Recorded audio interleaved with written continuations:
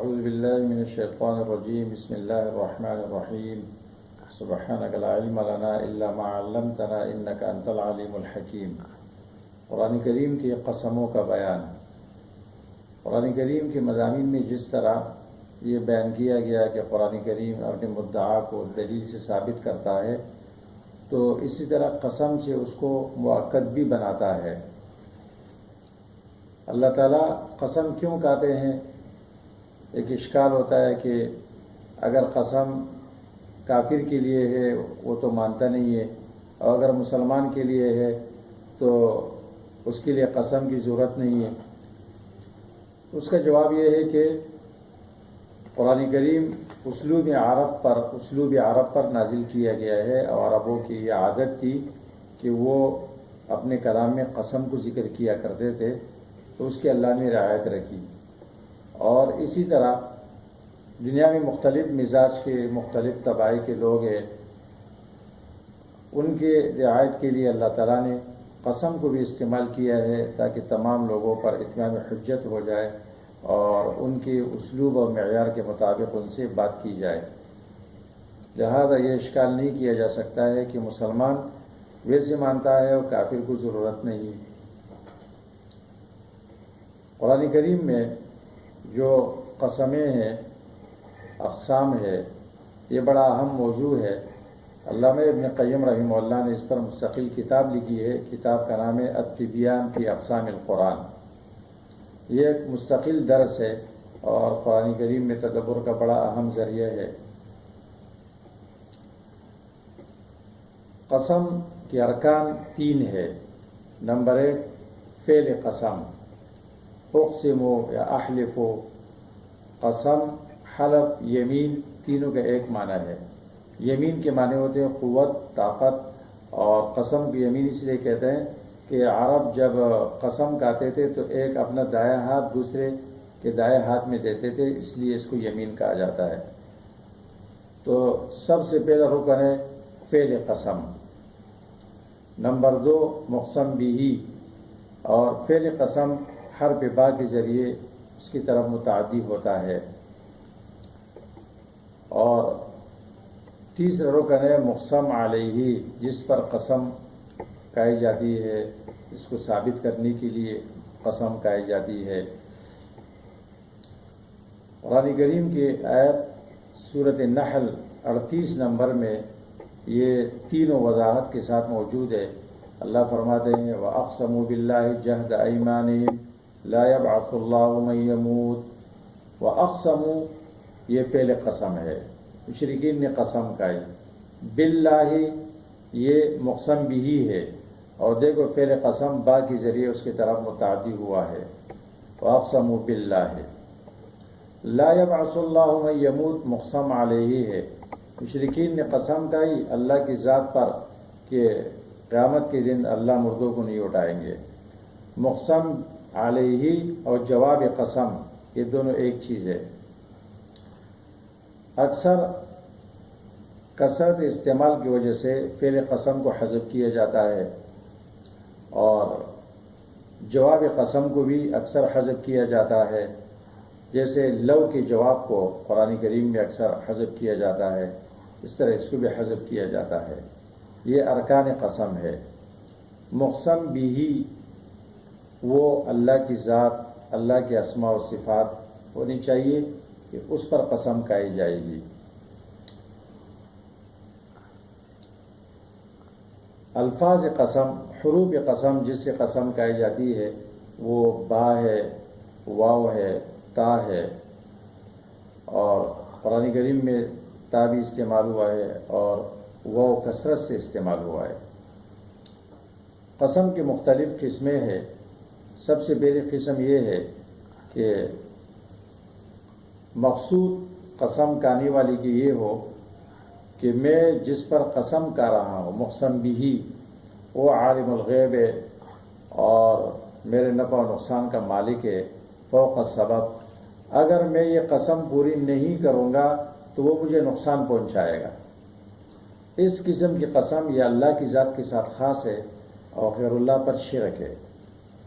اس لیے حدیث میں آتا ہے، اللہ کے رسول نے فرمایا ان اللہ ینہاکم ان تحلفوا بآبائکم ومن کان حالفا فلیحلف باللہ۔ اللہ تعالیٰ نے تمہیں منع کیا ہے اس بات سے کہ تم اپنے باپ دادی پر قسم کھاؤ۔ جس کو قسم کھانی ہے وہ اللہ کی ذات پر قسم کھائے۔ اور حدیث میں یہ بھی آتا ہے من حلف بغیر اللہ فقد اشرکا، جس نے غیر اللہ پر قسم کھائی اس نے یقیناً شرک کیا۔ اور یہ بھی آتا ہے کہ من حلف بغیر اللہ فلیقل لا الہ الا اللہ یا فلیستغفر اللہ، جس نے غیر اللہ پر قسم کھائی تو وہ لا الہ الا اللہ پڑھے یا استغفار کرے۔ اگر غلط عقیدے کے ساتھ قسم کھائی ہے قصدن تو لا الہ الا اللہ تجدید ایمان کے لیے پڑھے، اور اگر سہوا ہے تو استغفار کرے۔ یہ سب سے پہلی قسم ہے۔ اس لیے اللہ کے نام کے علاوہ اللہ کو چھوڑ کر بزرگوں کے نام کی قسم کھانا یا اپنے باپ دادے کی قسم کھانا یہ صحیح نہیں ہے، یہ شرک ہے۔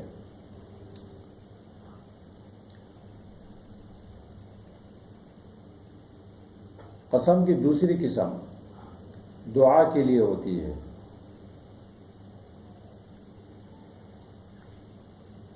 جیسے سورت حجر میں اللہ تعالیٰ نے اپنے پیغمبر کی زندگی پر قسم کھائی ہے لعمرک انہم لفی سکرتہم یعمہون، پیغمبر تیرے عمر کی قسم، تیری حیات کی قسم۔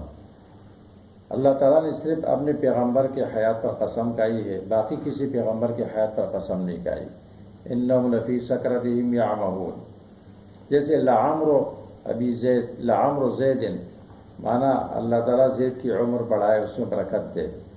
عمر اور عمر دونوں ایک معنی میں استعمال ہوتے ہیں۔ یہ دعا کے لیے یہ قسم ہوتی ہے اور عظمت شان کے لیے۔ نمبر 3، بد دعا کے لیے قسم استعمال کیا جاتا ہے، وہ حدیث میں آیا ہے۔ حسان بن ثابت رضی اللہ تعالیٰ عنہ مشرکین مکہ کو دھمکی دیتے ہوئے فرماتے ہیں، مسلم شریف میں یہ اشعار موجود ہے، فرماتے ہیں سکلت بنیتی ان لم تروہا تثیر النقع علی طرف کدا، اگر تم کدا پہاڑ کے دونوں طرف غبار اڑاتے ہوئے ہمارے گھوڑوں کو نہ دیکھو تو میں اپنی بیٹی کا غم دیکھوں، میری بیٹی مر جائے۔ اس لیے جب مکہ فتح ہوا اللہ کے رسول نے فرمایا حسان کے کمان میں چند گھوڑے دے دو اور وہ کدا پہاڑ سے غبار اڑاتے ہوئے گزرے تاکہ ان کی قسم پوری ہو جائے۔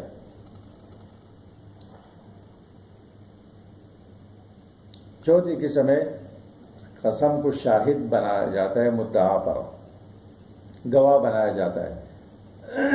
جیسے اس بات توحید پر اللہ نے شاہد بنایا والصافات صفا والزاجرات زجرا فالتالیات ذکرا، فرشتوں کے احوال پر اللہ نے قسم کھائی اور اس کو شاہد بنایا کہ فرشتوں کے یہ احوال اس بات کے گواہ ہے ان الہکم لواحد۔